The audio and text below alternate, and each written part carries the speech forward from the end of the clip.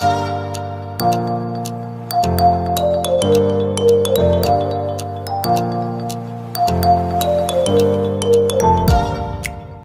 teman-teman, berjumpa lagi dengan saya.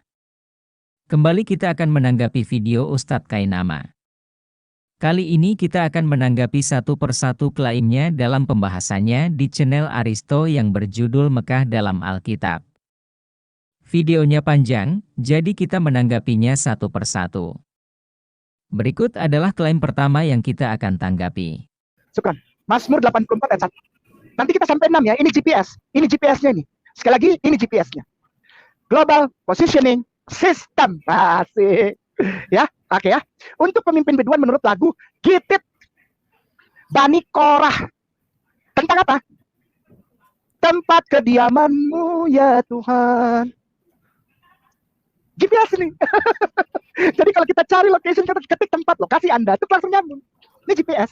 Ah, so tahu, ini GPS. Kalau ada yang ngomong saya salah, berarti Anda nggak belajar teologi. Saya nggak belajar teologi, saya cuma baca aja. Yang pertama adalah Gitit. Ya, Gitit. Ini jangan ditutup Tuan Guruku sayang, Ustadz Aditya, jangan ditutup ya. Untuk pemimpin biduan menurut lagu Gitit. Gitit itu apa sih Ustadz Kay? Maka itu kita cari tahu. Gitit Bani Korah yang menunjukkan di mana tempat kediamanmu ya Tuhan. Sedap. Ya, ini bedanya Kainama sama yang lain. Ketik di Google kosong G-I-T-T-I-T-E. G-I-T-T-I-T-E. Gitit. Gitit, T-nya 2 ya. G-I-T-T-I-T. Ya, klik aja nanti keluar Merriam-Webster. Bukan orang Islam ini. Definition. Itu di atas tuh Merriam-Webster, yang paling atas ya. Oke. Udah? Ya. Oke ya. Inhabited of God. Itu yang udah jangan diturunin. Oke. Itu definition of GTT. Ya. Kata benda itu noun, ya di blok. Di blok Ustaz, langsung bawa ke Google Translate. Ini hari ini cepet banget ya, asli. Inhabitant of God in ancient Palestine. Ya. One of the chief cities of Palestine. Oke, seorang penduduk Gad di Palestina kuno. Pemirsa di screenshot. 1, 2, 3, 4. Kita sudah mendengarkan pernyataan Ustadz Kainama. Dia mulai membuktikan klaimnya dengan mengutip Mazmur 84 ayat 1, dan di sana dia mengambil satu kata untuk membuktikan Mekah dalam Alkitab, dan kata yang diambil adalah Gitit. Dan setelah itu dia mencari arti dari kata itu dari kamus Merriam-Webster. Menurut Merriam-Webster, Gitit adalah tempat kediaman orang Gad. Tumben Ustadz Kainama tidak menggunakan Bible Hub dalam mencari definisi kata dalam Alkitab. Kenapa? Karena itu tidak sesuai dengan agendanya. Seharusnya membahas Alkitab pakai kamus Alkitab. Sebenarnya apa arti kata Gitit menurut kamus Alkitab? Kali ini kita akan menggunakan Bible Hub yang biasa digunakan Ustadz Kainama.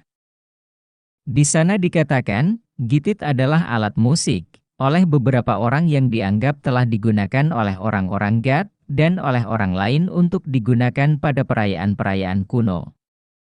Dan itu tercatat dalam Mazmur pasal 8, pasal 81 dan pasal 84. Jadi Gitit adalah alat musik instrumen yang dipetik yang berasal dari Gad. Mari kita lanjutkan video Ustadz Kainama. Kemana lagi GPS cocokmologinya membawa kita? Balik lagi ke Google kosong. Enggak, ke sabda yang tadi Ustaz Afwan, jangan marah. Ke sabda yang tadi, oke. Orang Gad itu siapa?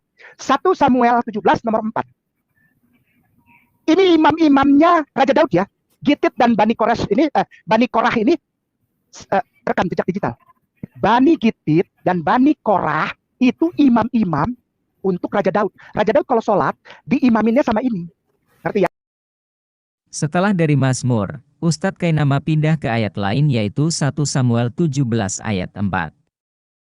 Tapi sebelum ke ayat itu dia mengatakan bahwa Bani Gad dan Korah adalah imam sholatnya Raja Daud. Kebohongan pertama Ustadz Kainama dalam statementnya tadi adalah, dalam Alkitab setahu saya tidak ada namanya Bani Gad. Yang ada Gad itu adalah bangsa yang menjadi musuh orang Israel. Bagaimana mungkin Raja Daud memiliki imam dari kerajaan musuhnya, yang bahkan tidak menyembah Tuhannya Israel? Kedua, Bani Korah tugasnya bukan sebagai imam, kita bisa lihat dalam Alkitab, disebutkan mereka menjadi pencipta lagu seperti Mazmur 42 ayat 1-11, Mazmur 44 ayat 1 dan masih banyak lagi. Bukan itu saja, tugas mereka juga menjadi penjaga pintu. Tercatat dalam 1 Tawarik 9 ayat 19 dan 1 Tawarik 26 ayat 1. Mereka juga menjadi penyanyi di dalam kenisah pada zaman Yosafat, tercatat dalam 2 Tawarik 20 ayat 19. Meski mereka keturunan Lewi, tugas pelayanan mereka bukan sebagai imam. Kebohongan yang ketiga adalah imam dari Bani Gad dan Korah memimpin Raja Daud untuk sholat. Sejak kapan Daud sholat dalam perspektif Islam yang harus dipimpin? Yang benar adalah, sesuai Alkitab, yang menjadi imam pada saat Daud berkuasa ialah Imam Abiatar. Ia diangkat menjadi imam besar dan kemudian penasehat raja. Anaknya, Ahimelech bin Abiatar, juga diangkat menjadi imam utama bersama-sama Zadok bin Ahitub. Jadi apa yang dikatakan Ustadz Kainama semuanya tidak sesuai dengan apa yang tertulis dalam Alkitab. Ngerti ya? Baik. 1 Samuel 17 Ustaz, 17:4. 17 nomor 4. 17 nomor 4. Syukron. Lalu tampillah keluar seorang pendekar dari tentara orang Filistin. Namanya Goliat dari Gad. Gad itu kelompok orang yang di kampungnya namanya Gad. Raksasa-raksasa. Keturunan Orfah namanya. Ibundanya namanya Orfah. Yang melahirkan anak-anak raksasa. Salah satunya namanya Goliat. Tingginya 6 hasta sejengkal. Ya. Dan Goliat itu adalah saudara sepupu dari Raja Daud. Nanti di kesempatan berikut kita bahas. Goliat itu yang dibunuh dipenggal sama Raja Daud itu saudara sepupunya sendiri. Dari siapa? Dari Oprah. Nah, Orpah. Namanya Orpah. O-R-P-A-H. Orpah. Udah, sampai situ dulu. Kita udah tahu ya, imamnya Raja Daud itu keturunan raksasa. Imam. Raksasa. Kita sudah dengarkan klaim Ustadz Kainama. Dia mengatakan bangsa Gad adalah keturunan imam dari Raja Daud yang kita sudah bantah sebelumnya. Sekarang dia mengatakan bahwa Goliat adalah sepupu dari Raja Daud, katanya menurut Targum. Dan katanya Goliat itu adalah anaknya Orpah. Kalau kita baca dalam Alkitab, Orpah itu adalah seorang wanita Moab yang pernah menikah dengan seorang Israel anak dari Elimelek. Dan anak dari Elimelek yang lain juga menikahi perempuan Moab yang lain yaitu Rut. Tapi sayangnya anak dari Elimelek yaitu Mahlon dan Kilion mati tanpa keturunan. Kedua perempuan Moab menjadi janda, Rut ikut dengan mertuanya, sedangkan Orpah kembali ke rumah orang tuanya di Moab. Dan dari perkawinan Rut dengan Boaslah terlahir keturunan sehingga sampai ke Daud. Pertanyaan kita adalah kenapa Goliat bisa jadi sepupu Raja Daud? Hubungannya di mana? Goliat itu orang Gad, sementara ibunya orang Moab. Jika teman-teman lihat di peta, Moab dan Gad itu tempat yang berbeda. Dan jarak antara Daud dan Orpah itu 3 generasi, bagaimana mungkin Goliat anaknya Orpah, sementara Orpah hidup di 3 generasi sebelumnya? Orpah hidup di zaman Rut dan Boas. Bagaimana mungkin anaknya itu hidup sampai zamannya Daud dan masih kuat berperang? Orang Hori itu ya, dan tanah orang Hori. Nah, orang Hori ini tandanya wilayahnya, wilayah orang Hori ini adalah namanya Gunung Hor. Sekali lagi dicatat pelan-pelan. Gunung Hor, itu wilayah orang Hori, orang Korah yang mengimami Raja Daud, keturunan Nabi Ismail alaihissalam. Tinggalnya di mana? Di tanah orang Hori. Tandanya apa? Wilayahnya batasnya Gunung Hor. Ketik di Google kosong M-O-U-N-T, Mount. Enggak. M-O-U-N-T, spasi Hor. Spasi Hor. Ya, udah benar. Oke, Wikipedia. Ya, oke. Geser ke bawah. Other sites, tulisannya other sites. Oh, itu other sites. Stop. Tuh lihat di bawahnya apa tuh? Di bawah other sites. Ya itu, ya yang blok sampai blok semua. Ya, oke. Pindahkan ke Google Translate. Nah, lo. Ayo. Bacain dong, yang keras dong. Gunung Uhud di utara Madinah memiliki tempat suci yang mirip dengan masjid di atas Jebel Harun yang dihubungkan oleh tradisi dengan kehidupan Harun. Nah lu, orang Arab deh. Screenshot. Nggak, tapi kita kan nggak ngomongin orang Arab ya, kita ngomongin sasarannya Mekah ya. Ingat, jangan lari dari tema, nggak boleh lari dari tema. Mekah, sasarannya Mekah. Dalam video barusan, Ustadz Kainama katakan bahwa Gunung Hor itu ada di Madinah, padahal jika kita melihat peta, Gunung Hor adalah nama yang diberikan dalam kitab Perjanjian Lama. Jadi Gunung Hor itu terletak di negara Yordania sekarang. Jika kita lihat di peta Alkitab, Gunung Hor ada di wilayah orang Edom, sementara Gunung Uhud yang ditampilkan Ustadz Kainama ada di Madinah. Kenapa Gunung Hor dan Gunung Uhud disamakan? Ini jelas dua gunung yang berbeda. Seperti yang teman-teman lihat di peta. Perbedaan jarak yang sangat jauh. Oke, nah Tuan Guru, Kejadian 36 nomor 34. Kejadian 36 nomor 34. Kejadian nomor 36, Kejadian 36. Kejadian 36 nomor 34 gitu loh. 34. Maksud saya. Baik. Oke. Setelah Yobab mati, yang tadi kita baca tuh Raja Yobab, Husyam, namanya Husyam dari kata Hashim, dari negeri orang Teman, menjadi raja menggantikan dia. Sebentar, stop. Jangan ditutup. Pemirsa screenshot. 1 2 3 4 5. Sebentar ya. Sebentar. Si Hashim ini orang mana, Yobab ini orang mana gitu loh ya. Stop ya. Dan menjadi raja di Israel. Stop. Barusan kita dengarkan juga, dia katakan Husyam menjadi raja di Israel. Padahal pada pasal itu menceritakan kerajaan Edom, di mana raja silih berganti, salah satunya adalah Husyam. Dan lebih lanjut dia mengatakan bahwa Husyam ini orang Yaman. Padahal dalam ayat itu katakan bahwa Husyam itu orang Teman. Di mana itu Teman? Mari kita lihat peta. Jadi wilayah Teman itu bagian atas sedangkan Yaman itu ada di bawah. Bagaimana mungkin orang Yaman jadi raja di kerajaan Edom? Dan lebih parahnya lagi, Ustadz Kainama katakan orang Yaman jadi raja di Israel. Padahal dengan jelas tertulis pada Kejadian 36 bercerita tentang raja-raja di Edom. Jadi semua klaim Ustadz Kainama tidak berdasar dan tidak sesuai fakta. Ingat, ini adalah dasar yang dia bangun untuk membuktikan bahwa ternyata Bible membicarakan tentang Mekah. Jika dasarnya sudah kacau, apakah klaim-klaim selanjutnya akan kokoh? Ya, Oke, lanjut ya. Nah, kembali dulu Ustadz Aditya sayang, kembali ke Mazmur 84 tadi tuh. Ya, yang. Oke, syukran. Berbahagialah orang yang diam di rumahmu, yang terus di rumahmu ya, memuji-muji engkau Selah. Nah, kata Alkitab, terjemahannya itu dan studi kamusnya, Selah ini adalah selah, tarikan napas pada saat menyanyi. Bukan. Selah ini nama tempat. Nggak percaya? Baik. Ini udah di screenshot ya. 1 2 3 4 5. Oke. Sekarang ke Yesaya 42:11. Yesaya 42:11. Yesaya 42 nomor 11. Pokoknya sampai mengerucut tuh. Kainama nggak mau langsung tafsir ini. Enggak, kita lihat ayat ini. Bahasa aslinya lu nggak lihat. Baik ya, Yesaya 42:11. Baiklah, padang gurun, simpan satu kata. Ya. Padang gurun, pegang. Menyaringkan suara dengan kota-kotanya, dengan desa-desa yang didiami Kedar. Stop dulu sampai situ, jangan diterusin bacanya.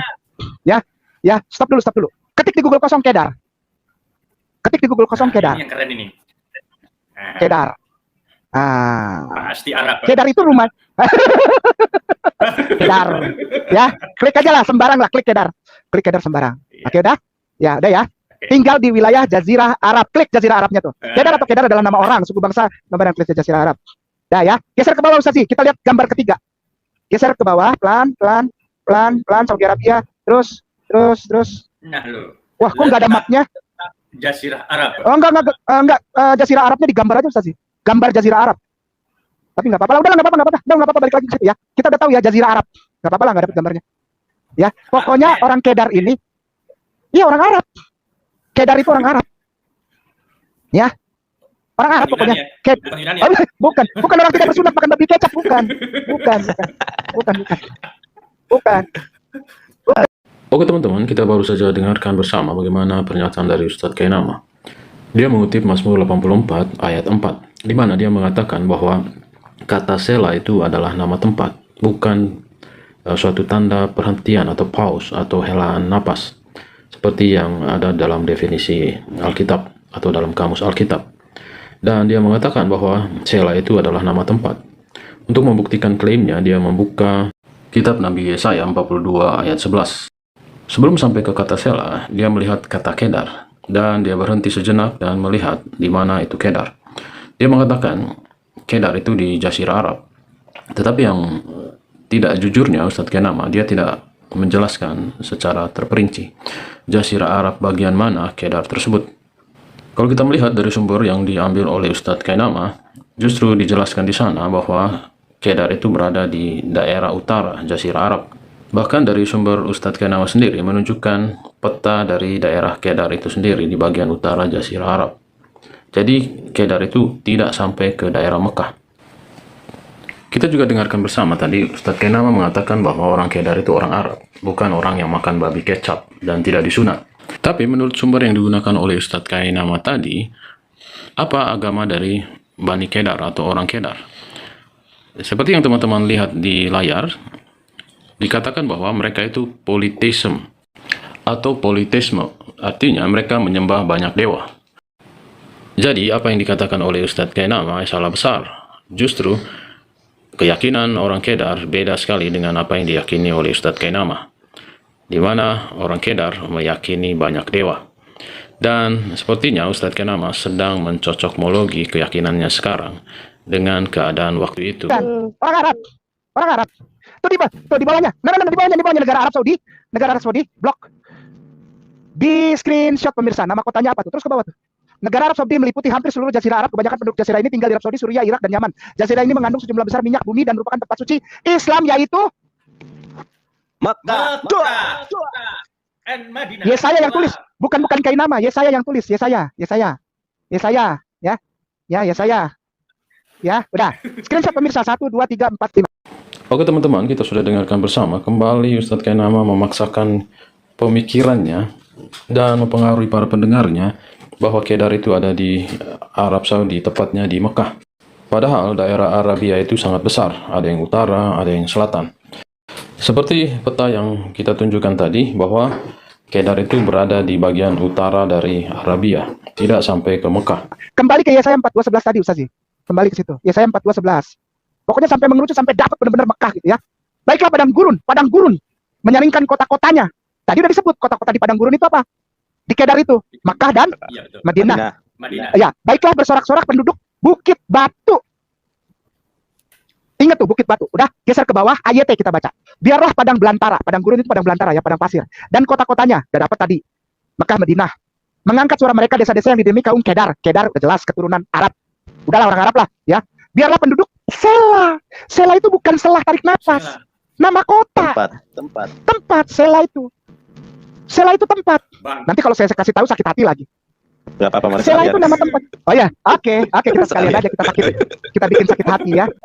Oke, kita sudah mendengarkan bagaimana Ustadz Kainama mengutip Yesaya 42 ayat 11 dan dia sampai kepada kata Sela. Dan dia mengatakan bahwa Sela yang di Mazmur 84 ayat 4 itu adalah kata yang sama yang digunakan di dalam Yesaya 42. Inilah ketidakjujuran dari Ustadz Kainama yang mengaku mengerti bahasa Ibrani. Kalau kita melihat kamus Alkitab, dua kata ini adalah dua kata yang berbeda. Seperti yang teman-teman lihat di gambar.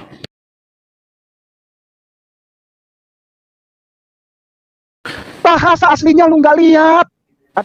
Dan nomor strong number dari kedua kata ini sangat berbeda. Artinya, definisi dari kedua kata ini juga pun berbeda. Mari kita lihat definisi dari kedua kata ini. Strong number dari kata Sela dalam Mazmur 84 ayat 4 adalah H5542. Definisi dari kata Sela di sini adalah jeda atau pause atau berhenti sejenak. Dan kata ini sendiri adalah kata kerja. Mari kita lihat kata yang ada di dalam Yesaya 42 ayat 11. Sementara strong number dari kata Selah di dalam Yesaya 42 ayat 11 adalah H5553. Definisi dari kata ini adalah tebing atau batu atau tebing berbatu. Dan jenis kata ini adalah kata benda maskulin. Dari sini kita bisa melihat bahwa kedua kata ini adalah dua kata yang berbeda. Dari definisinya sudah sangat berbeda dan dari jenis katanya juga berbeda. bahasa aslinya lu nggak lihat. Sepertinya Ustadz Kainama hanya mencocok-cocokkan bunyi saja. Seperti pada kebiasaan-kebiasaan sebelumnya, di mana dia mencari nama nabinya di dalam Alkitab. Dia mendengar kata-kata di dalam Alkitab seperti nama nabinya, dan bunyinya seperti sama, dia klaim bahwa itu adalah nubuatan untuk nabinya. Hal yang sama dia gunakan dengan kata selah. Tapi sayangnya, trik ini tidak berlaku bagi orang Kristen. Dan mungkin bagi saudara-saudara Muslim, apa yang disampaikan oleh Ustadz Kainama itu sangat fantastis. Tetapi bagi orang Kristen itu adalah sebuah tipuan. Mungkin pertanyaan kita adalah di mana letak selah sebenarnya? Apakah ada di Mekah atau di tempat lain? Mari kita buka 2 Raja-Raja 14 ayat 7. Di sana dikatakan, ia mengalahkan Edom di lembah Asin, 10.000 orang banyaknya, dan merebut Selah dalam peperangan itu. Lalu dinamainya lah kota itu Toktel. Begitulah sampai hari ini. Jadi menurut 2 Raja-Raja 14 ayat 7, kota Selah atau tempat yang bernama Selah itu ada di Edom. Jadi klaim dari Ustadz Kainama yang mengatakan Selah itu ada di Mekah itu hasil dari ilmu cocokmologinya. Dan apa yang dilakukan oleh Ustadz Kainama ini sangat amazing di mata para pendengarnya. Ya. Nah sekarang tadi kita ngomong Selah Moka, tandanya apa? Tandanya ini, Mazmur 114 nomor 8, yang mengubah gunung batu menjadi kolam air. Perhatikan, yang mengubah gunung batu menjadi kolam air dan batu yang keras menjadi mata air. Oke, udah, pelan-pelan. Screenshot 1 2 3 4 5 ke Mekon Mamre yang tadi. Mekon Mamre yang tadi Ustaz. Mekon Mamre. Ya, oke. Geser sampai mentok. Nah, ke atas. Ke atas. Oke, stop ya. Cari angka 114. 114. Mana dia? Bukan 114. 114. Nah, itu. Oke. Hafhi Hashur Ajam Mayim. Nah, itu dia udah ya. Tuh ya. Ulang lagi coba baca dari depan. Dari Hafhi. Hafhi Hashur Ya. Ajam Mayim. Ajam Mayim itu air Ajam. Air Ajam. Ya. Oke ya.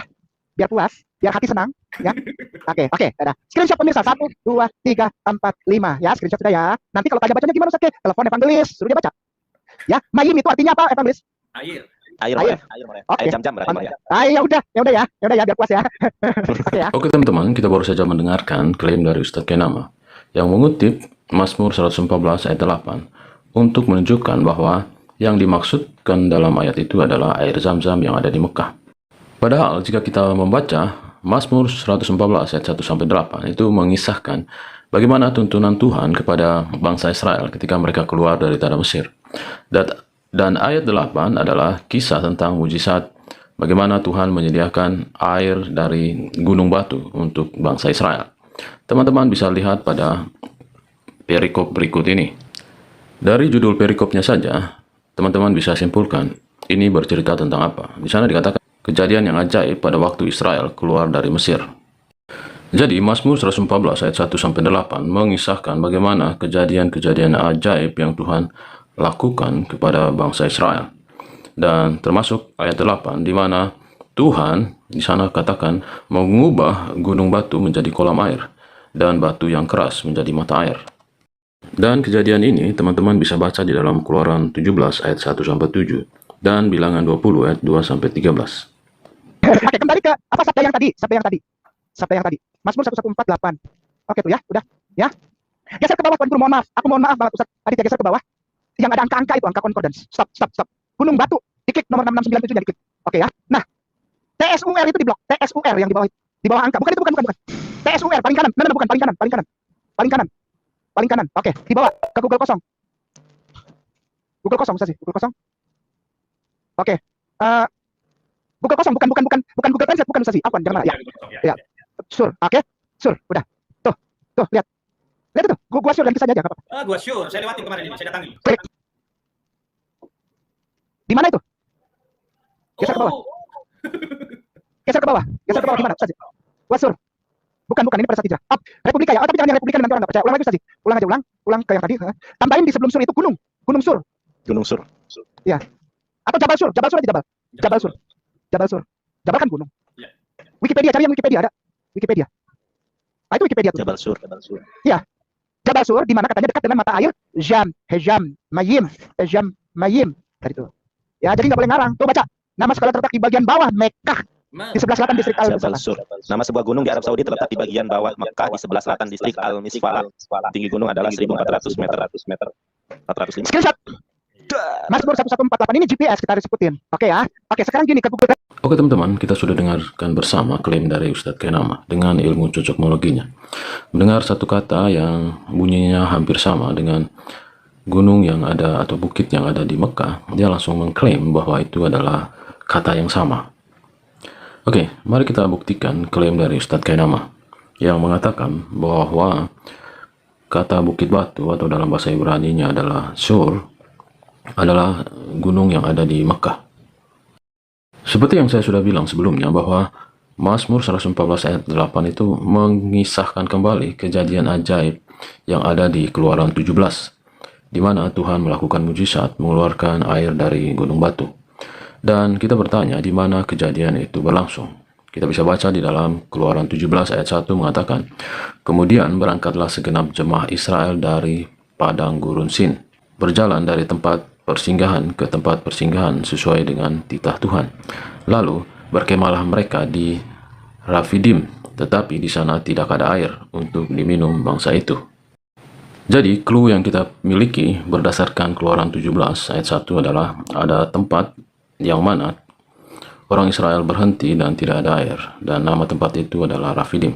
Sekarang kita akan melihat peta perjalanan orang Israel keluar dari Mesir. Mereka singgah di daerah mana saja. Seperti yang teman-teman lihat pada peta perjalanan orang Israel keluar dari Mesir, menunjukkan bahwa angka 7 yang tertulis kata Rafidim menunjukkan bahwa disitulah tempat di mana Musa melakukan mujizat air keluar dari batu. Dan kejadian itu bukanlah terjadi di Arab Saudi seperti klaim dari Ustadz Kainama. Kalau teman-teman lihat di peta, ternyata Rafidim ini masih daerahnya orang Mesir. Dan jarak dari Mesir ke Arab Saudi sangat jauh. Jadi klaim dari Ustadz Kainama tidak masuk akal. Jadi Mazmur 114 ayat 8 menceritakan kejadian yang ada di Rafidim, dekat padang gurun Sinai. Tetapi Ustadz Kainama membawa kejadian itu seakan-akan terjadi di Mekah. Dan dia ingin membuktikan yang dibicarakan di sana adalah air Zam-Zam. Inilah akibatnya jika kita membaca Alkitab dengan hanya mencomot satu ayat dan membuat kesimpulan. Dari sini kita bisa melihat Ustadz Kainama ini sangat ahli dalam ilmu comotmologi. Dan bukan cuma itu, Ustadz Kainama juga ahli dalam ilmu cocokmologi. Seperti yang kita dengar tadi bersama, di mana ada satu kata yang berbunyi sama dengan suatu gunung yang ada di Mekah. Dia langsung cocokkan bahwa kata itu adalah kata yang sama. Dan tempatnya juga tempat yang sama. Tetapi ketika kita meng-cross-check pernyataan dari Ustadz Kainama, semua klaimnya itu sangat salah besar. Saran saya kepada saudara-saudara muslim, jangan asal percaya semua pernyataan dari Ustadz Kainama. Silakan teman-teman mengecek sendiri satu persatu pernyataannya, apakah benar demikian. Jangan sampai teman-teman menjadi korban kebohongannya. Mazmur 84:5. Mazmur 84:5. Nomor 5 Ustaz sih. Gerak. Oke, syukran Ustaz. Berbahagialah manusia yang kekuatan dalam engkau, yang berhasrat melakukan ziarah. Oke, baik ya. Tenang. Ziarah. Kata ziarah dipindahkan ke Google Translate dari bahasa Google Translate bahasa Indonesia ke bahasa Ibrani. Bahasa Indonesia ke bahasa Ibrani. Ziarah. Bahasa Indonesia ke bahasa Ibrani. Bahasa Indonesia, ya. Ziarah, tulis saja ziarah, oke? Oke, gini. Ya. Huruf Ibrani semuanya itu diblok, Tuan Guru. Oke, copy. Alia Reregel ini di copy, udah, ya. Ini asalnya dari mana? Dari Mazmur ya, bukan dari Kainama, dari Aristotle, Nandar, bukan. Dari Mazmur, udah. Nah, sekarang bahasa Ibraninya dipindahkan ke kiri, sebelah kanannya bahasa Arab. Apa ini? Haji. Masya Allah, berhaji. Wah, sakitnya tuh di sini. Berhaji More. Waduh, Mekah. Masya Allah, kapan saya berhaji ya? Oke teman-teman, kita baru saja menyaksikan trik akrobatik dari Ustadz Kainama, di mana dia mengambil kata ziarah dari terjemahan Mazmur 84 ayat 5 dan menggunakan Google Translate untuk melihat arti kata tersebut. Padahal kita tahu bersama bahwa Alkitab Perjanjian Lama ditulis dalam bahasa Ibrani. Kenapa Ustadz Kainama tidak membaca teks asli dari Mazmur 84 ayat 5 itu? Kenapa dia malah menggunakan terjemahan dan mentranslate kembali ke bahasa Ibrani? Lalu dia translate lagi bahasa Ibrani itu ke dalam bahasa Arab. Kalau kita lihat bahasa aslinya, kata syara di situ bukan haji seperti yang dimaksud oleh Ustadz Kainama. Kalau kita lihat di dalam bahasa aslinya, kata itu disebut masilah. Dan kita tahu kenapa Ustadz Kainama tidak menggunakan atau tidak membaca bahasa aslinya, karena tidak sesuai dengan agendanya. Dari sini kita bisa melihat Ustadz Kainama sedang mengelabui para penontonnya dengan trik akrobatik menerjemahkan kata terjemahan, lalu kembali ke bahasa aslinya, dan dari bahasa aslinya pergi ke bahasa Arab. Mari kita menggunakan mulut Ustadz Kainama untuk menegur dirinya sendiri. Bahasa aslinya lu nggak lihat, ya. Itu kalau mau main data tuh gitu, ya. Ya. Ustadz tadi dia bilangin, bagaimana saya mau ke apa channelnya dia? Orang kurang separuh, kurang setengah on, otaknya gimana saya mau main sama orang kurang setengah on? Gak mau, ya. Bukannya menghina, enggak mau aja. Ya, oke, kita kembali sebagai puncak segala puncaknya adalah Mazmur 84 yang tadi, Ustaz. Mazmur 84 yang tadi yang sabda. Yang sabda. TL. TL. Ada TL. Baca tuh. Baca deh, Ustaz, yang Siap. Berbahagialah. Silakan. Berbahagialah orang yang kuatnya adalah dalam Engkau dan hatinya adalah pada jalan raya ke Ka'bahmu. Enggak, Pak. Aduh. Oke, assalamualaikum. Waalaikumsalam. Kita baru saja mendengarkan celotehan dari 3 serangkai ini. Dan mereka mengutip Mazmur 84 ayat 5. Dan dalam terjemahan TL, terjemahan lama, mereka menemukan kata Ka'bah. Dan kata itu membuat mereka sorak-sorai. Tetapi yang menariknya, kenapa mereka menggunakan terjemahan untuk membenarkan keyakinan mereka? Bukankah mereka sering mengolok-olok orang Kristen dengan sebutan bani terjemahan? Kenapa justru terjemahan digunakan untuk membenarkan agamanya? Oke teman-teman, di terjemahan TL, kata bait suci diterjemahkan dengan Ka'bah. Dan kita akan lihat apakah Ka'bah yang dimaksud itu Ka'bah yang di Mekah atau bait suci yang ada di Yerusalem. Untuk membuktikan ini, mari kita lihat ayat yang lain di dalam kitab Mazmur yang menyebutkan kata Ka'bah. Apakah yang dimaksud itu Ka'bah yang ada di Mekah atau Ka'bah yang di Yerusalem yang dibangun oleh Salomo? Kalau kita lihat di dalam terjemahan berikut ini, khususnya di dalam Mazmur 68 ayat 29, di sana dikatakan demi baitmu di Yerusalem. Tetapi di dalam TL di sana dikatakan maka oleh karena Ka'bahmu yang di Yerusalem. Dari sini kita bisa melihat bahwa Ka'bah yang dimaksud dalam terjemahan TL bukanlah Ka'bah yang ada di Mekah, karena tidak ada hubungannya Raja Daud dengan Ka'bah yang ada di Mekah. Oke teman-teman, demikianlah rangkaian bantahan kita terhadap klaim dari Ustadz Kainama dari episode 1 sampai episode 5. Semoga sanggahan-sanggahan kita ini didengar oleh para pendengar muslim juga, supaya mereka tidak dibohongi terus oleh Ustadz Kainama dengan berbagai klaim-klaimnya. Dan juga semoga video-video ini menjadi tambahan informasi bagi saudara-saudara Kristen. Oke teman-teman, terima kasih untuk waktunya telah menyaksikan video ini. Mari kita tetap bawakan dalam doa saudara-saudara kita muslim, khususnya Ustadz Kainama, karena Tuhan kita mengasihi mereka sama juga seperti mengasihi kita. Tuhan Yesus memberkati. Halo teman-teman, ini ada fitur baru dari YouTube, di mana teman-teman bisa mensupport channel Pil Pahit dengan cara mengklik thanks seperti ini, lalu akan muncul pilihan jumlah nominal yang teman-teman bisa support. Setelah itu kirim, teman-teman bisa mengirim dengan berbagai aplikasi seperti yang ada di layar. Terima kasih untuk dukungan teman-teman.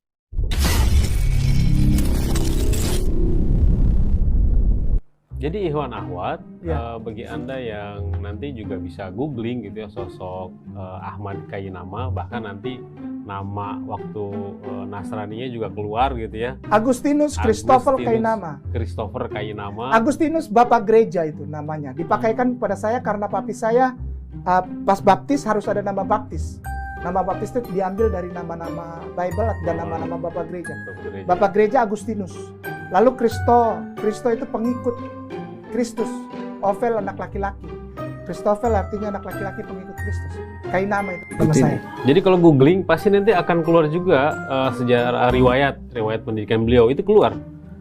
Ya tapi udah nggak boleh, nggak usah lah kayak gitu. Enggak. Tapi udah nggak boleh, nggak usah lah kayak gitu. Enggak maksudnya. Oh ya. Nanti kan orang bertanya-tanya, itu Ustadz bisa baca begitu ilmunya dari mana gitu. Karena memang beliau ada basisnya gitu ya. Ada basic mempelajari ini Iya. kan.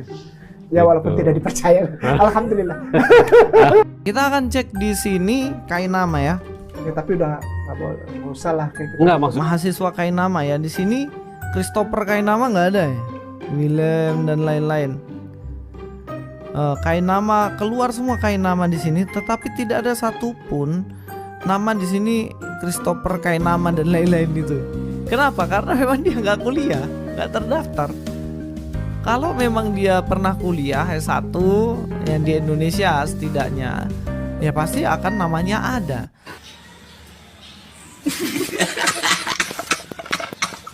Halo teman-teman, ini ada fitur baru dari YouTube, di mana teman-teman bisa mensupport channel Pil Pahit dengan cara mengklik thanks seperti ini, lalu akan muncul pilihan jumlah nominal yang teman-teman bisa support. Setelah itu kirim, teman-teman bisa mengirim dengan berbagai aplikasi seperti yang ada di layar. Terima kasih untuk dukungan teman-teman.